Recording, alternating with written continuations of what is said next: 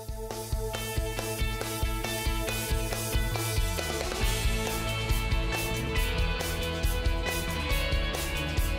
kaibigan, 5:26 ng umaga ayon sa Philippine Standard Time. Sa parting po ito ng ating programa, ating silipin kung ano ang ating aasahang temperatura ngayong araw at ang relative humidity natin ngayong araw ay anuman. At ating po maaasahan na temperatura ngayon ay 25.8 degrees Celsius na minimum at yan po ay magaganap mamayang 6:10 a.m. At ang maximum temperature po natin ay abot sa 34.5 degrees Celsius. Yan po ay mamayang hapon, 1:50 ng hapon.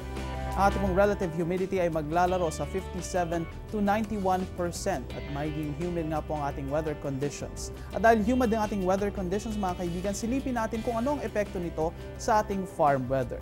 Dito nga po, ang buong bansa ay magkakaroon ng fine weather conditions for farming. Ang upland temperature po ay magkakaroon ng 16 to 24 degrees Celsius at ang lowland naman ay magkakaroon ng 23 to 36 degrees Celsius na temperatura. Magiging fair rin po ang ating weather conditions sa buong bansa.